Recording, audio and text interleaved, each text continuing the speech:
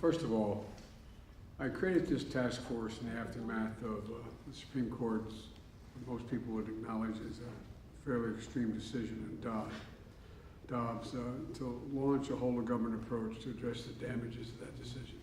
Excuse me. And I've said before, the court got Roe right nearly 50 years ago. And Congress should codify the protections of Roe and do it once and for all. But right now, we're short a handful of votes. So the only way it's going to happen is if the American people make it happen. And meanwhile, congressional Republicans are doubling down on the extreme position with the proposal for a national ban. Let me be clear what that means. It means that even if you live in a state where extremist Republican officials aren't running the show, your right to choose will still be at risk.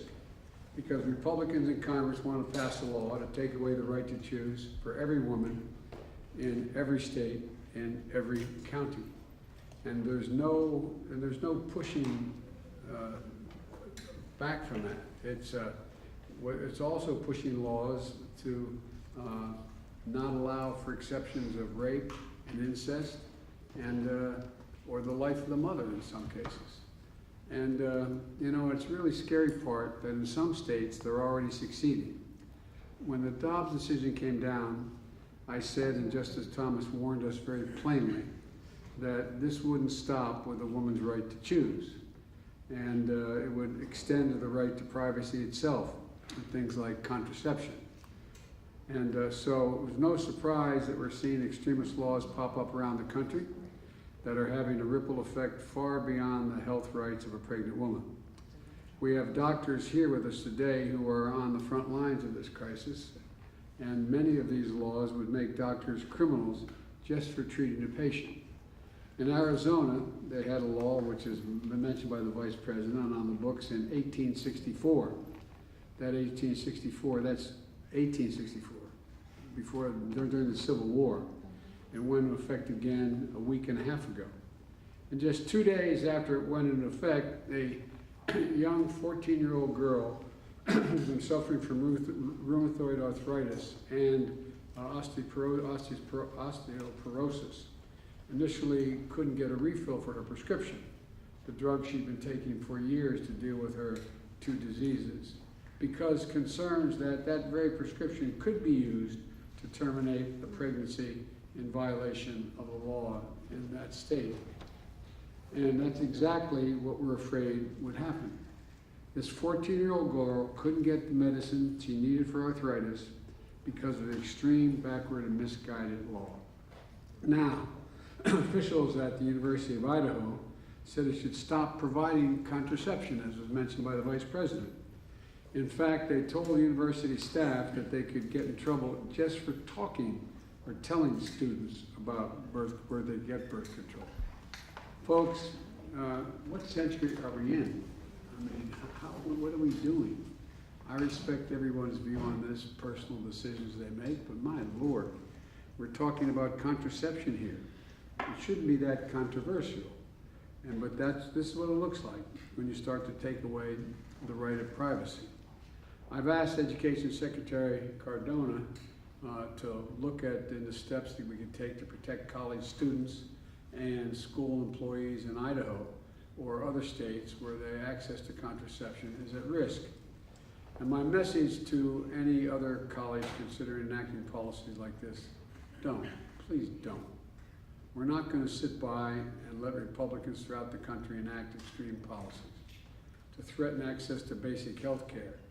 And that's why we're all here today. That's why we formed this commission. I signed 2 executive orders, and my administration has taken a number of actions that this task force is charged to carry out to protect access to reproductive health care, including emergency medical care, to protect the woman's right to travel, to get the health care she needs, to receive health care free of discrimination, and protect her privacy when she seeks it. We're fighting this battle in the courts as well. I want to thank the Vice President and Secretary Becerra for their leadership on this task force. And I also want to thank Secretary McDonough for leading an important effort at the VA. My message to folks across the country who are worried about what we're seeing is first that we have you back. We're not gonna step back from this. And second, we've heard your voices. Now I want to turn it over to Secretary Cardona now for his comments. Thank you. Thank you, Mr. President. I share your grave concerns about maintaining access to contraception and reproductive health services on our college campuses, and ensuring there's accurate and reliable information for students and for educators. Students need access to healthcare to thrive in school and in life, and that includes reproductive healthcare. Thank you also to Vice President Harris. In August, we met with college leaders grappling with new, sweeping restrictions to their states. Our work together is ongoing. It's clear the Dobbs ruling has sown fear and confusion on our college campuses. I worry about the chilling effects this uncertainty, including about access to birth control, will have on students. I think about the 1 in 4 women who experience sexual assault in college and what this means for their safety and their well-being. I think about the college student I met in September who was unable to enroll until she escaped a violent abuser. Access to reproductive health care is vital to these students and to countless others for success in college and beyond. Today, my department is issuing a new resource to remind schools of their obligation under Title IX. For 50 years, Title IX has protected students from sex-based discrimination, and since 1975, it has also protected students from discrimination based on pregnancy, termination of pregnancy, or any related conditions. My department is fully committed to enforcing Title IX's protections.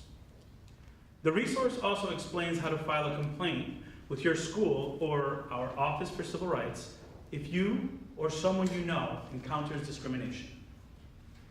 Today, I want to be clear with college leaders in America. Access to contraception should not be in question. And access to health care, including reproductive health care, is critical to the well-being and success of our nation's students. If you're committed to student success, you must be committed to student health. Thank you.